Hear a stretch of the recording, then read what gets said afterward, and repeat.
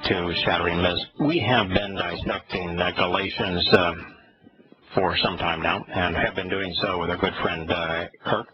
And I didn't mean to besmirch artist Kirk in my last statement. I don't know if you overheard me. Well, I actually was walking upstairs, so I missed it. Did I miss something good? Yeah, well, no,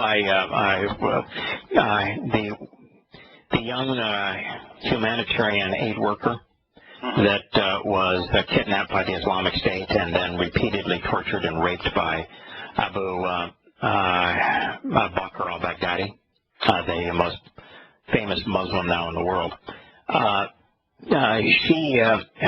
She went to Syria as she had gone to the Palestinian areas of Israel to draw pictures and play with children. Can you imagine being that misguided? Well, I think your point about that you made that I did hear before I came upstairs was that if you're going over there to, well, work with these people, you got to be aware that they don't want any part of you. So I don't see the value in doing it. They have no respect for life. They think that rape and kidnap and enslavement and pedophilia are good. They think terrorism is good.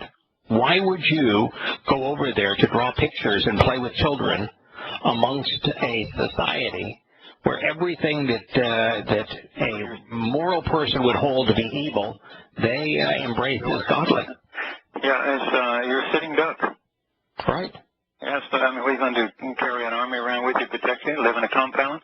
Yeah. But you're not involved. You know, if I want to go fight a forest fire, the last thing I'm going to do is douse myself with gasoline in preparation. You know, it's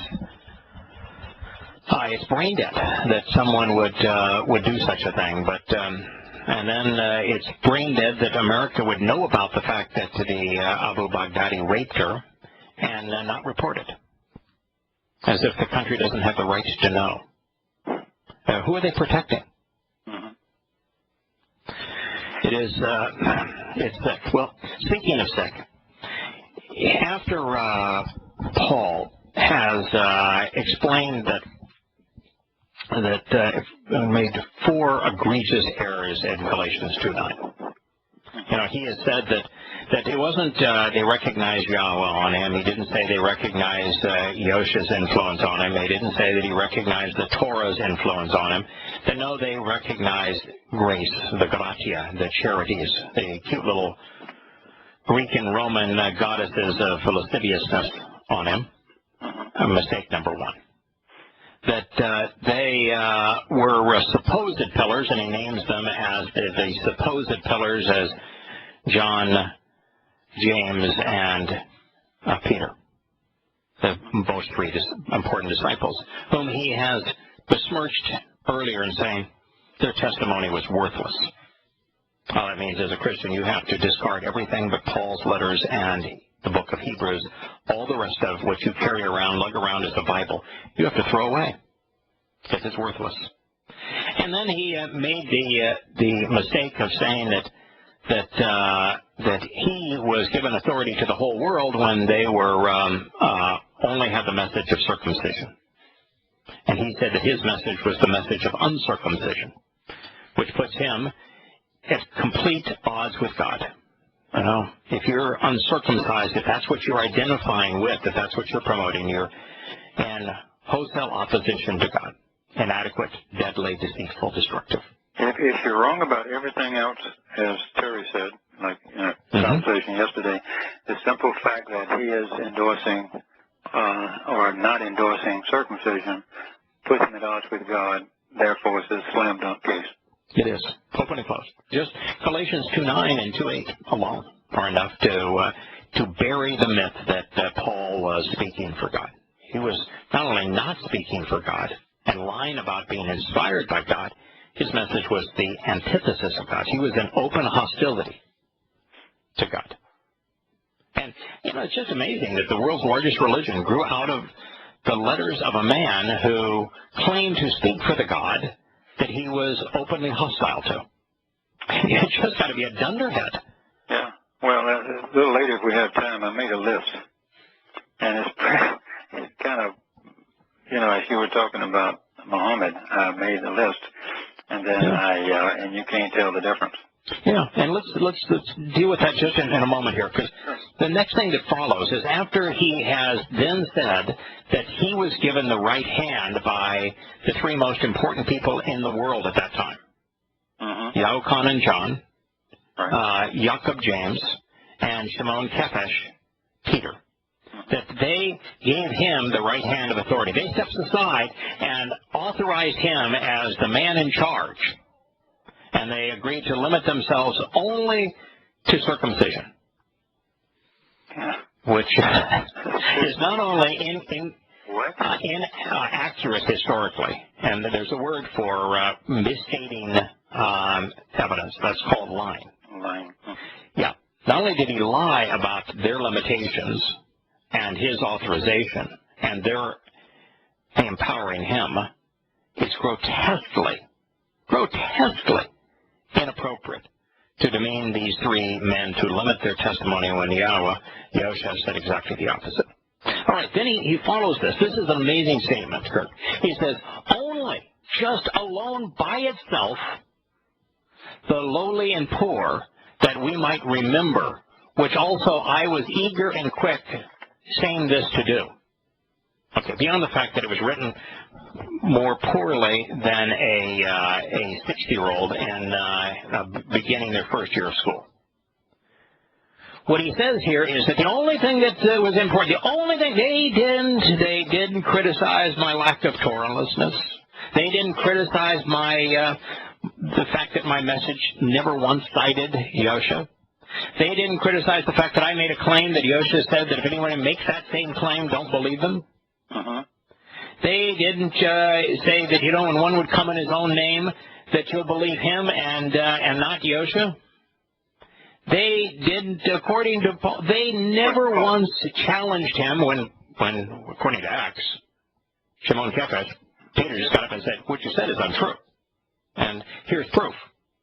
But he says, no. The only thing that they were concerned about wasn't Yahushua's message, wasn't the invitations to meet with God, particularly Pesach, Matzah, and Bapurim, or Shavuah. It wasn't the 10 statements that Yahweh etched in stone. It wasn't the covenant.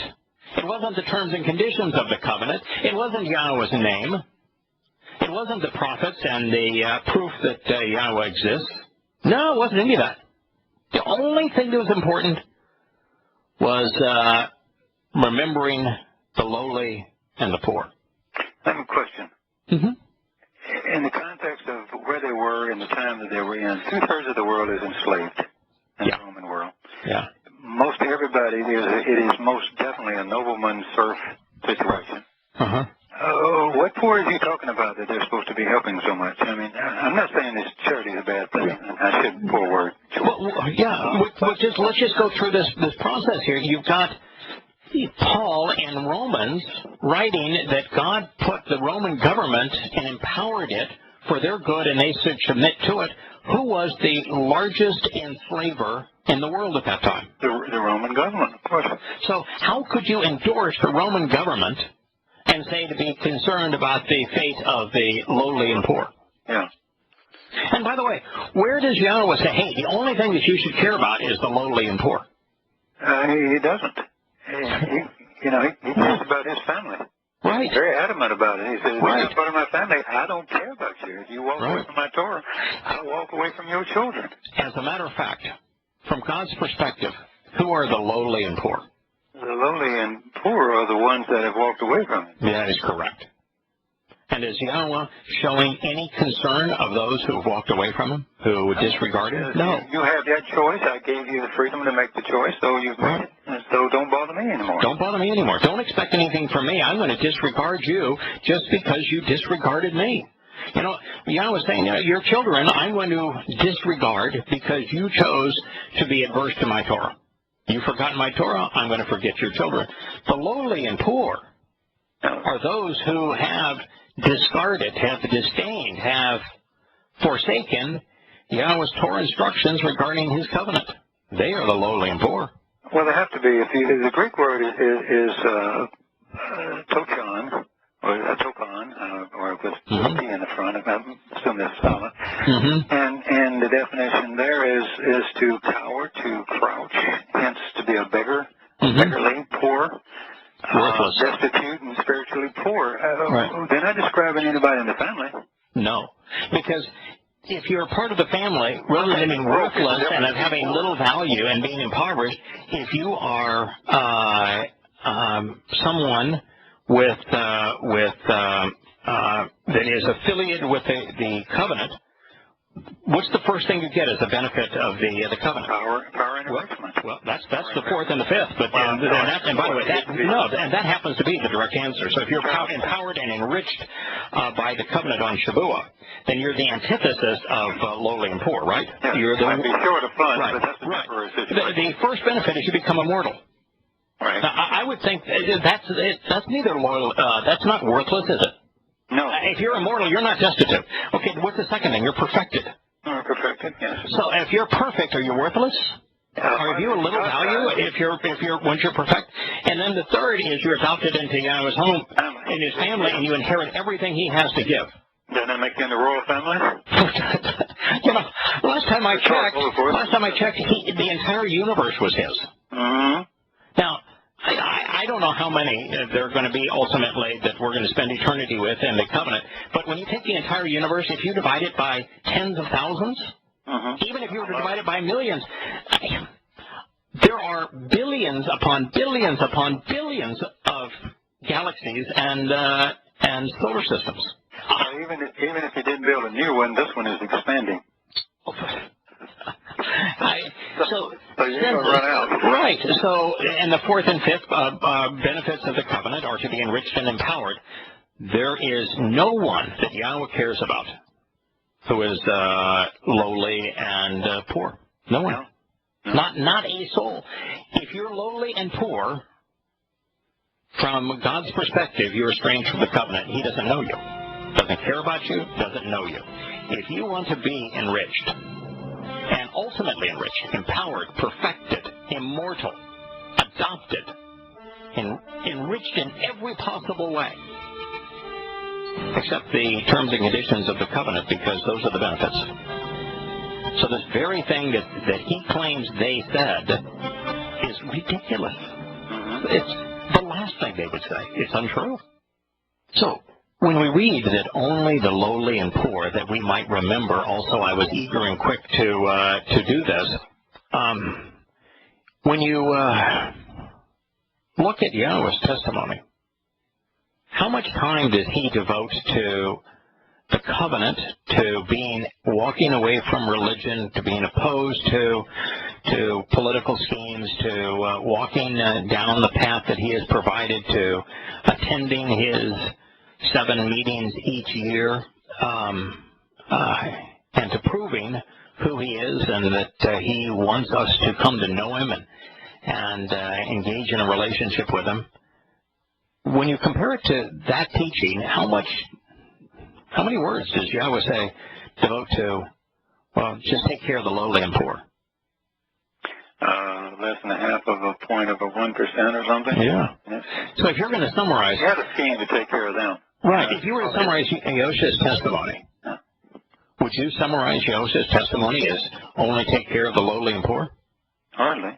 But by the way, when countries today try to play caretaker, and they have all these safety nets like America does, like Europe does, where you have a Head Start program, and then you have No Child Left Behind program, and then you have welfare based upon the number of kids that you have, and then you have food stamps, and then you have housing allowances, and all these programs to take care of the lowly and poor. How well is that working? It's bankrupting everyone. Right, including the character of those who receive it. Taking care of those who don't want to engage in the prospect of caring for themselves is bankrupts everybody. Yeah, well, the reservations, Indian reservations, and the school system are the two biggest things you can point to the government is totally running. Right. And they're the most corrupt, most disgusting, yeah. Poorest product produced. I mean, look at our military, though. That's a government institution. Too now, yeah, all we do is we break things and kill people and claim that how wonderful it is while we're bankrupting the country. Or look at Social Security and Medicare. They're government run. You know, there's a 0% chance that this was said, and there's a 0% chance that this is right. Well, that's the whole thing. I mean, he's writing a letter to his people in Galatia, and he doesn't care what. He's a liar, admitted liar, right. And we found so it doesn't really matter what he says there because it doesn't have to report honestly the story. Right. He's been brought in because his testimony is in conflict with Yahowah's, Yahowah's, and the Torah. Right. Overtly in conflict. That's why he was brought in. He confirms that it's in conflict with his writings and with his testimony here. And yet he says the only thing that these three most important people in the world at that moment, those authorized by Yahowah, who spent 3 years with him, the only thing they talked about, the only thing that was important wasn't his errant testimony. It wasn't his opposition to the Torah. It wasn't him claiming to have seen Yahowah and never to have cited him, not learned a thing from him, and being contradictory to him. No. It's taking care of the poor. Oh, we're going to have a welfare state. That's the only thing that's important to God. Yeah. Well, that's the mega church approach too now, wasn't it? Yeah. I mean, they're always going to Africa to save the Africans. The Africans certainly haven't been true, you know. Yeah, here's the mission. We're going to go off and, as opposed to, why don't we first deal with the single greatest poverty in the world is our impoverished understanding of who God is and what He's offering in His Torah. That's the greatest poverty that exists today. And if you want to resolve that poverty so that people could become valuable, then they're going to say, well, the only thing you need to do is to begin to teach the Torah. What you need to do is to show Yahowah's affinity for the Torah and that he was Torah observant. That's what you need to be doing. But no, take care of the poor. So we're going to what? We're going to have a wealth redistribution program? Where does Yahowah have a wealth redistribution program? He doesn't. He doesn't. No, he takes care of his own. Yeah. I mean, is it appropriate to help people out who need help? Absolutely. Absolutely. But how does Yahowah go about it? Well, he also makes them participate if they can. When you don't. I mean, right. You know, he's going to provide wood. You've got to build the fire and build the home. He's going to provide wool. You've got to weave the fabric and knit the clothes. He's going to provide a portion of the field, but you've got to go harvest the food and then prepare it. Right. He wants you to participate. The whole right. Right. If you don't engage, if you don't make a contribution to your own well-being and to your family's well-being, then what in the hell are you going to be like in eternity? If you're not willing to engage, to show that you've got a backbone, to show that you've got some purpose, you've got some drive, you've got some character, what in the hell would we want you to spend eternity with us? If you see an impoverished person and you give them a can of tuna fish, how long is that going to be a benefit to them? Short period. If you see an impoverished person and you direct them to Yahowah's Torah and the terms and conditions to participate in the covenant, how long is that going to benefit them? Potentially eternity. Yeah. If they respond. Did Paul ever once affirm the merits of the Torah as the means to resolve poverty and worthlessness? It's hard to do that. You never quoted. Yeah, it is, isn't it? Or at least quoted accurately. Yeah, you said that you made a comparison between Paul, the founder of the Christian religion, the author of half of its New Testament, and Muhammad, who claimed that he was also authoring a New Testament, the last testament, if you will. In fact, Muhammad's claims are almost identical to Joseph Smith's claims in terms of something that would confirm the Torah, the prophets, the Psalms, and according to Muhammad, the Injil, which was a corruption of the Greek term. So what do you have as a comparison between these fellows? Let's start out with a list about Muhammad, and then you'll see it's quite. Now, you and I don't always agree exactly on these things, but I'm gonna toss it out at you anyways. Okay. Let's start as the founder of this major religion. We'll start with Muhammad. Mm-hmm. He's a lone messenger. Mm-hmm. Never quotes the Torah. Mm-hmm. Got the wrong name for God. Mm-hmm. Hates the chosen people, wants them dead. Mm-hmm. The Jews cause him all the problems. Mm-hmm. That's what they teach. Now, this is both Muhammad and Islam. Mm-hmm. They endorse war and terrorism, Mm-hmm. kidnapping and the slave trade, Mm-hmm. rape, fine, Mm-hmm. torture, murder, pedophilia. Mm-hmm. Besides lying and some other, go into more immoral lifestyle. Mm-hmm. Now let's put Paul at the top of the thing. Let's scratch out Muhammad, put Paul. Mm-hmm. He's a lone messenger. Mm-hmm. Never quotes the Torah. Accurately, never once. Mm-hmm. Wrong name for God. Mm-hmm. Hates the chosen people. Wants them dead. Yeah. And if it doesn't apply directly. In fact, he says he wants them castrated. He wants them castrated. He said he's ruthless. That wipes out the whole genocide. Yeah. The Jews, obviously, in the Torah caused him all these problems. Mm-hmm. He himself claimed to be a ruthless terrorist. Oh, yeah. And he said that he was sexually perverted. Mm-hmm. Well, let's go right down the list here. Okay. We've got war and terrorism. He certainly supports the Roman position on that, and all the churches, because the church has gone with that to this day. Yes. Yeah, he was wholly and completely supportive of the Roman government's position, which was a blend of Roman politics and religion, wholly supportive of that, and they were the terrorists of their day. Mm-hmm.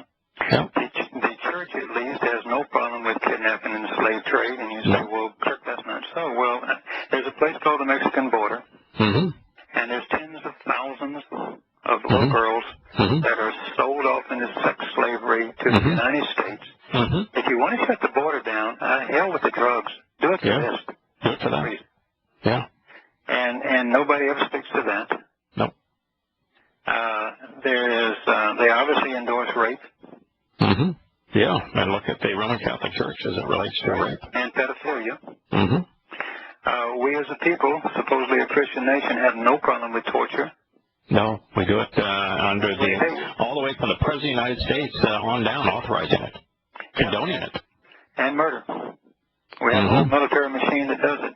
Yeah, we do. It is so sick now that we talk about all these Marines and things that are so heroic and they can run in and save people, but we don't send them in to put them at risk anymore. We send a drone in and we just blow up the situation. And that's how the girl died. I don't know that story that well. You know what the U.S. announced today is that the American military is going to fly more drones. Is going to engage more drones around the world. That's its solution. Now, let's talk about some other similarities. Sure. Didn't Muhammad claim that his first meeting with the spirit that he would later associate with his God beat him and almost to the point of death, so that he took days to recover? So, yeah, and didn't Paul say that he was beaten to the point where he was blinded and weakened, that it took days to recover? So their spirit, rather than the spirit of Yahowah, who gives sight to the blind, who gives an upright ambulatory nature to those who are lame, who cures the sick, their God, their dark spirit, did exactly the opposite to them. And continues to do it throughout their life. Yeah, it continues, throughout their life to torment them. And both of them testified that their first introduction to their spirit was demonic. Both said exactly the same. Didn't both claim to be demon-possessed? Yes. Yeah, Paul put it in writing, so did Muhammad. Both, yeah. Well, How do you deal with that? How do you deal with that? Did both claim that they were taken to the seventh heaven? Did both claim that they couldn't officially tell you if it was bodily or in their mind, and but then reported on the seventh heaven, and this great miracle of being taken there dominates both of their testimony? Mm-hmm. Both did exactly the same thing, didn't they? Absolutely. Did both tell men that they could lord over women? Absolutely. Women are lesser beings.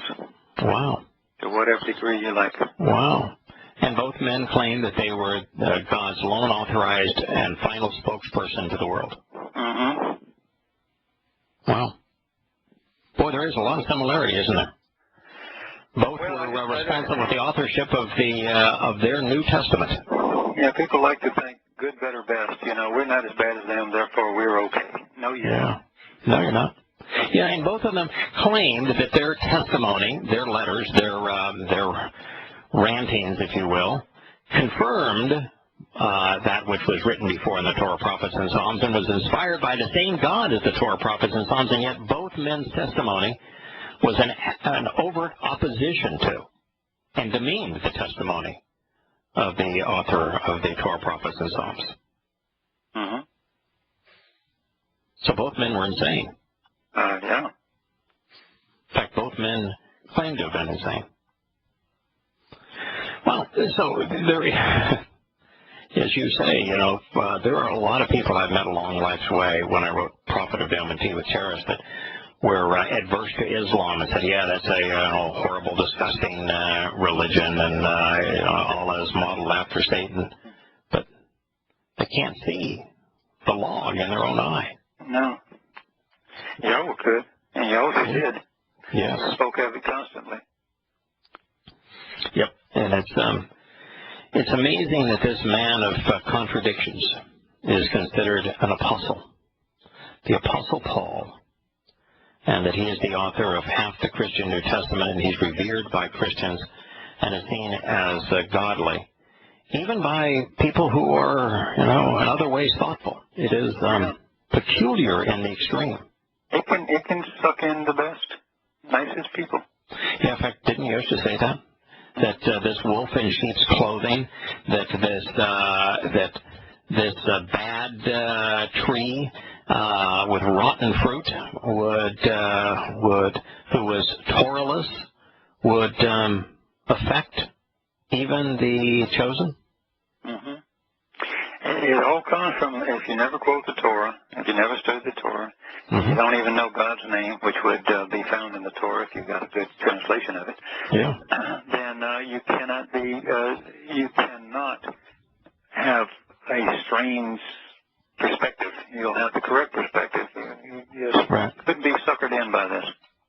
No, the antidote for Pauline Christianity is the very thing that Paul criticizes and demeans. And that's why he went to war with the Torah, because the Torah is lethal. If you know the Torah, if you're aware of what God said, if the Torah is your perspective, if it provides your guidance, there is a 0% possibility that you can be suckered in by Paul. So that's why Paul chose the Torah as his principal enemy. Mm-hmm. I mean, and you say, well, I don't kill people and I don't steal things. If you endorse a politician, head of a government, who goes to war, steals their stuff, destroys their people, murders their people, stands back and allows 1 million Christians, your fellow Christians, by the way, in Iraq to be slaughtered, well, what are you? What are you? Yeah, what kind of a hypocrite are you?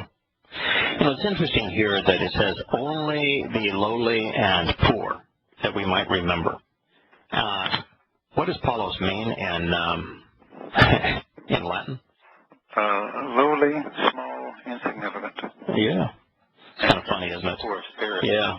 Yeah. The very thing that Yosha warned the disciples about in the Sermon on the Mount, where he said that the one who will speak out against the Torah will be called lowly and little, Paulos, and by those, the messengers in heaven. And here the disciples saying, the thing you ought to be on the lookout for is the lowly and little. Yes, indeed. And what did Paul say? Yeah, I was quick to do this. Well, I was quick to regard the lowly and little. That would be me. Absolutely, that would be me. That would be me. I mean, even if you say that's a stretch, it's still pretty poignant. oh, absolutely. Yeah, that would be me. And I don't think it's a stretch. I think that's how twisted this man is. Well, you know? Yeah. Yeah, so I guess that God could have dispensed with the Torah. He could have dispensed with the covenant because that was not important.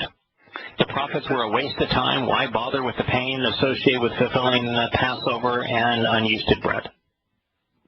In fact, why did Paul even take the trouble of writing his 13 letters when the only thing that you need to do is be charitable? Yeah. Oh, by the way, what's the name of the Greek little goddesses? The charities. Oh, the charities, yes, indeed. All you need to be is charis. All you need is a little gratia in your life, and you'll just be fine. Yeah.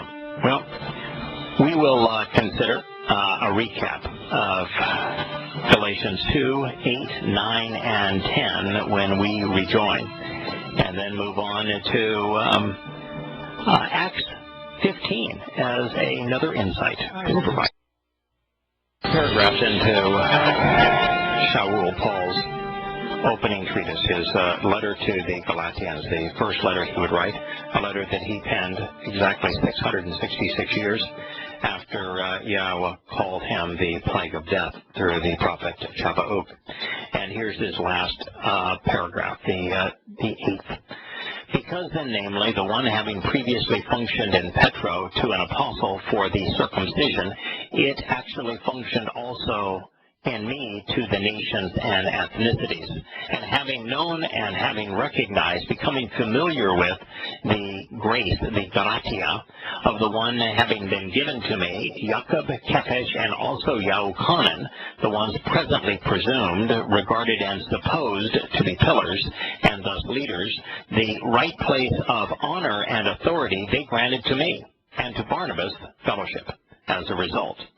We to the nations and ethnicities, but they to the circumcision. Only alone by itself, the lowly and poor, the worthless beggars of little value, that we might remember and possibly think about, which also I was eager and quick, same this to do. Galatians 2, 8, 9, and 10.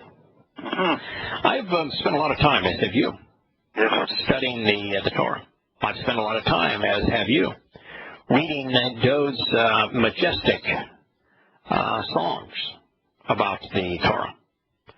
I, like you, have spent a great deal of time listening to Yahowah's testimony through the prophets. And none of this is consistent with what I've seen therein.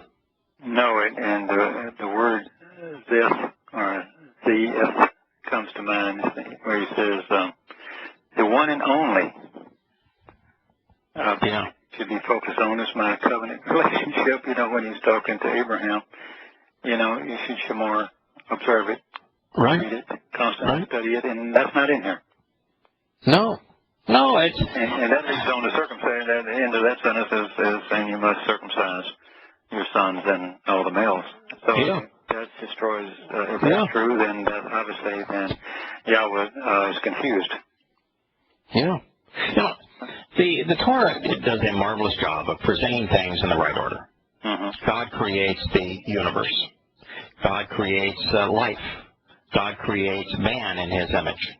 God endows man with some unique characteristics and abilities. God talks about why he wants to get down on his knees to lift man up, and he talks about his relationship with Adam and the nature of the Garden of Eden.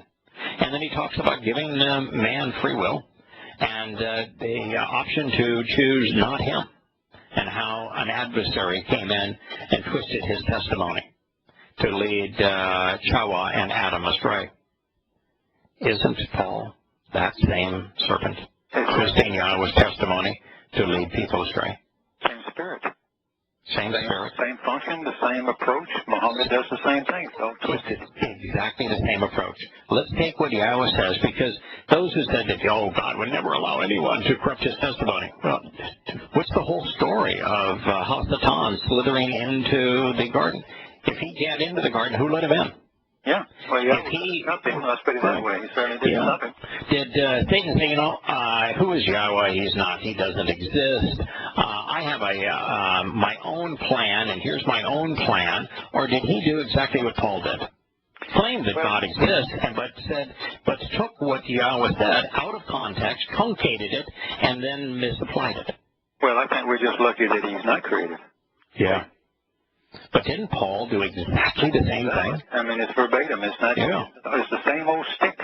Right. As a matter of fact, Paul slithered out of the place where Eden was and into the Promised Land and into Israel and offered the same twisted, truncated perversion of Yahowah's testimony, just like Satan did.